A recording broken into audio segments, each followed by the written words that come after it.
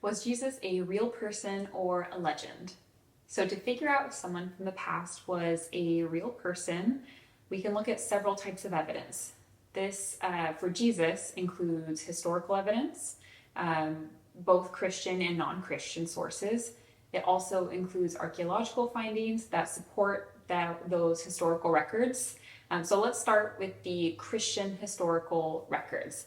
Now, of course, first and foremost, we have the Gospels. This is Matthew, Mark, Luke, and John, and these are the main accounts of Jesus' life and teachings and even his death. And so Matthew and John were written by Jesus' followers, so people who actually knew and lived with Jesus. And then Mark and Luke recorded testimonies from other eyewitnesses. And just want to call out that some might say that the Gospels were written with bias because, these are people who are followers of God. They were written by people who had an opinion. But writing with passion or from a personal viewpoint doesn't automatically mean that the source is unreliable. And an example of that is if I wrote about my mom, I, of course, would have an opinion because I really like my mom, and so my feelings would impact how I wrote about her. But that also doesn't mean that I would be unreliable, that I wouldn't be able to tell her story with accuracy. And in fact, being so close to her means I would probably get to be more accurate than someone further removed. So don't rule them out just because they had an opinion. And in fact, the Gospel of Luke, he's one of those who wrote, he recorded other eyewitnesses' testimonies. In the very beginning of his gospel, he emphasizes that he is recording with precision. He starts and says, "Many have undertaken to draw up an account of the things that have been fulfilled among us, just as they were handed down to us by those from the first were eyewitnesses and servants of the word. With this in mind, since I myself have carefully investigated everything from the beginning, I too decided to write an orderly account for you, so you may know with certainty of the things you have been taught." So Luke emphasizes the desire to report accurately because he believed that accuracy actually would lead to assurance of faith. So in addition to the Gospels, we also have the Christian source of Paul's letters. Now, Paul wrote to early Christian churches and communities, and these letters mention Jesus's crucifixion, his resurrection. They also include Paul's personal account of meeting the resurrected Jesus. Let me see my notes on this. So something interesting about Paul is that while Paul is a Christian source, he was actually formerly a persecutor of the Christians. He even, in the New Testament, you see him approving of the stoning of one of Jesus's followers. So these letters show that belief in Jesus was established just a few decades after Jesus's death. And there's more to say about early church leaders, but we'll stop there for the Christian sources. And now let's look at some historical records from non-Christian sources.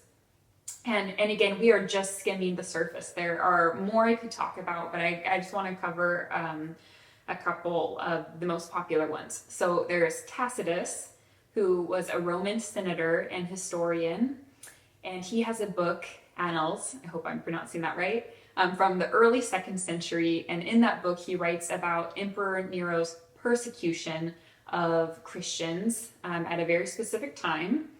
And I just want to call out that Tacitus was not a Christian. He writes, "Christus, from whom the name Christians had its origin, suffered the extreme penalty during the reign of Tiberius at the hands of our procurator Pontius Pilate," who we'll talk about later.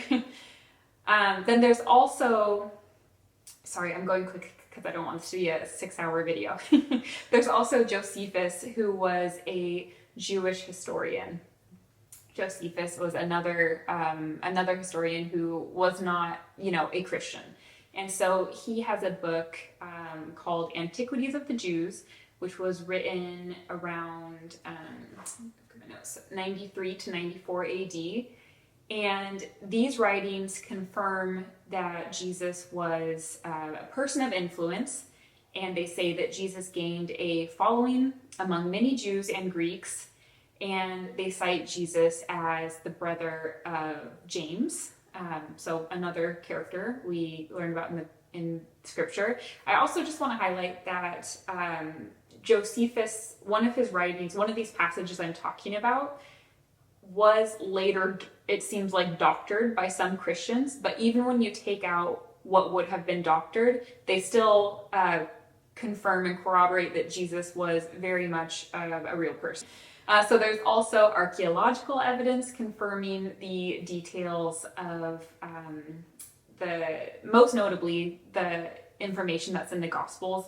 Like, I think a lot of people are surprised if they haven't read the Gospels before and open them up. They read much more like a history book than they do a story or a legend, right? They include a lot of names and places that can all be verified.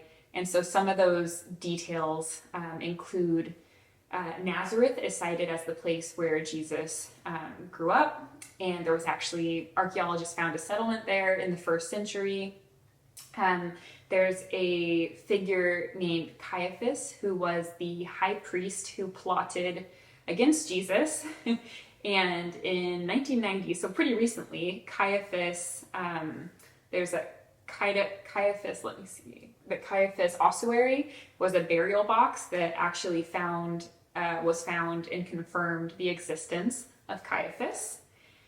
There's also Pilate, who we mentioned earlier, who's written about. So Pilate was the Roman governor who actually sentenced Jesus to death. And in 1961, a limestone block was found in Caesarea Maritima. I'm not sure the pronunciation of that, with the inscription that reads, Pontius Pilate, prefect of Judea. So this confirms his historical existence as well, just, showing more that the Gospels, what they were writing about is verified. It's not just people making up information. It's not just legend. Another one is the Pool of Bethsaida is mentioned in John, I think, chapter 5, verse 2. And so this was discovered as well by archaeologists. It has 5 porticos that archaeologists discovered, which aligns with the account in the Gospel. And this is the place where Jesus performed a healing miracle. So now that we've explored some of the evidence, let's talk about how historians actually assess sources and why historians conclude that these details are indeed reliable and that Jesus was a real person. So, sorry, I just have a lot written down today, so I'm doing some computer scrolling as well as my notes. Okay, so a few criteria that scholars look at to determine if the evidence was reliable. The first one I want to call out is multiple independent sources. There are at least 10 to 12 independent sources from the 1st centuries that attest to Jesus's life. This includes things like we already mentioned, like the Gospels. They were written by different people. Paul's written by different people, the Christian and non-Christian scholars.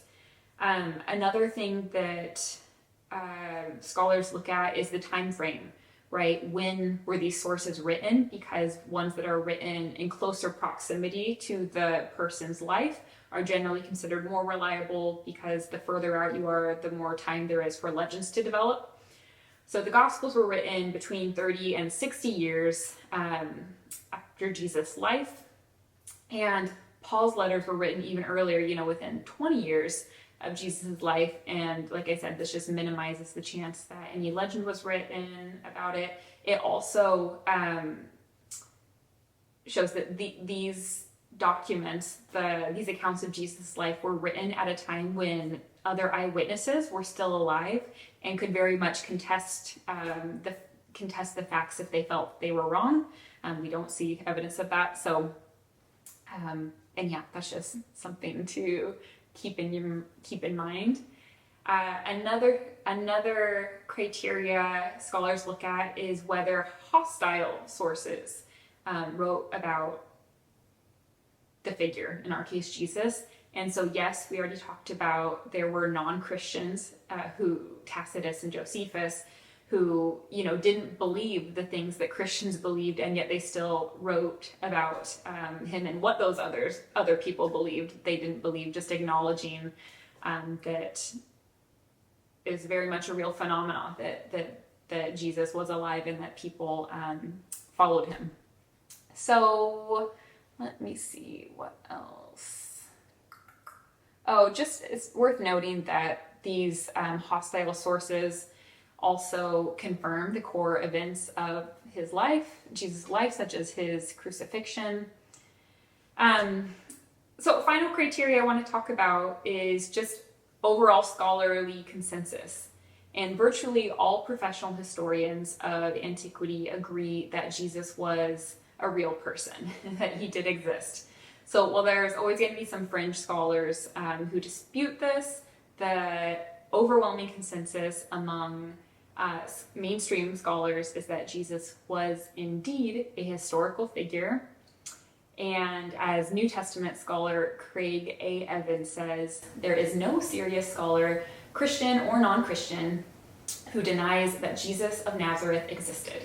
So the question is not whether he lived, but what he said and did and what his life means. And then Bart Ehrman, another New Testament scholar, adds, the evidence that Jesus existed is overwhelmingly strong. We have multiple independent sources, both Christian and non-Christian, that attest to his life, teachings, and crucifixion.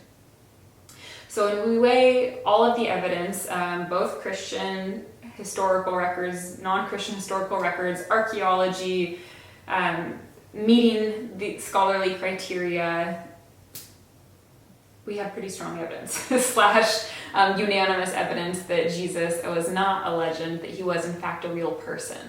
So if this is new information for you, or you want to dig in more and not just have the survey that we did today, I would encourage you to check out books like The Case for Christ by Lee Strobel, where you can get some more information. I've linked to that in the description. I would also encourage you to read the Gospels if you never have before, even just, start in Matthew, because like I said, I think it will surprise you to see how much they're written like a history book.